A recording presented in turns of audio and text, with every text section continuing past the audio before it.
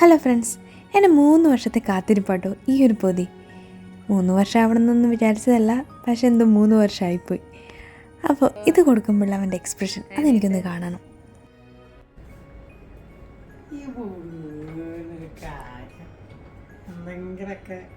നീ expect ചെയ്യാത്തായിരിക്കും.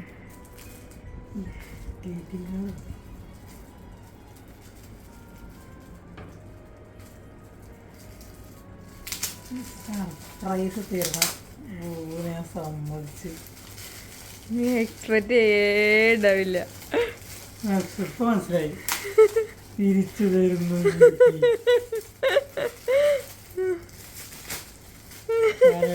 Expect ചെയ്യാത്ത gift തന്നെ.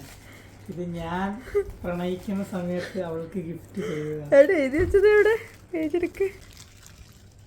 ഈ ഒരു പ്രേമലേഖനം അടക്കം ഞാൻ അവൾക്ക് കൊടുത്തതാണ്. 3 വർഷങ്ങൾക്ക് ഇപ്പുറം എൻ്റെ കയ്യിലേക്ക് തിരിച്ചു തരികയാണ് പോകും. എൻ്റെ കുഞ്ഞു ലൈബ്രറിയിലെ ഒരു പുസ്തകമാണിത്. മറ്റൊരാളിലേക്ക് നൽകാനോ പങ്കുവെക്കാനോ ഞാൻ ആഗ്രഹിക്കാത്ത പുസ്തക ശേഖരങ്ങളിലൊന്ന്. അതിലൊന്ന് എനിക്ക് തരുമ്പോൾ നീ എനിക്ക് എത്രമാത്രം പ്രിയപ്പെട്ടവളാകുന്നു എന്ന് മനസ്സിലാക്കുമെന്ന് കരുതുന്നു. നീ ഭദ്രമായി നമ്മുടെ വീട്ടിലേക്ക് തിരിച്ചു കൊണ്ടുവരുമെന്ന് പ്രതീക്ഷിക്കുന്നു. നമ്മുടെ സംസാരത്തെ ഓർമ്മിപ്പിക്കുന്ന 3-ാം അധ്യായത്തിൽ അടയാളപ്പെടുത്തിയ ഭാഗം നീ വായിക്കുമെന്ന് കരുതുന്നു.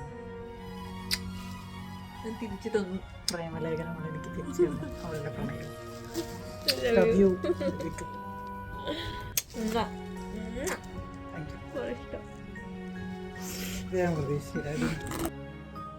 ഞങ്ങൾ പണ്ട് സ്നേഹിച്ചു തുടങ്ങിയ സമയത്ത് അവൻ ആദ്യമായിട്ട് തന്നൊരു സമ്മാനമാണത്. അവൻ്റെ ബുക്കുകളിലെ ഏറ്റവും പ്രിയപ്പെട്ട ഒരെണ്ണം. അതിലവൻ തന്നെ എഴുതി വെച്ച വാക്കുകളാണ് ഈ കാണുന്നത്. അപ്പോൾ ഓരോ ആനിവേഴ്സറിക്കും ഞാൻ കൊടുക്കണമെന്ന് വിചാരിക്കും. എന്തോ എങ്ങനെയൊക്കെയോ വൈകി ഇതാ ഇപ്പോൾ 3-ാമത്തെ ആനിവേഴ്സറിയിലാണ് എനിക്കിപ്പോൾ ഇത് കൊടുക്കാൻ പറ്റിയത്. ബട്ട് ഞാൻ സോ ഹാപ്പിയാണ്. അപ്പോൾ ഇതാണ് ഞങ്ങളുടെ ചെറിയൊരു ലവ് സ്റ്റോറി.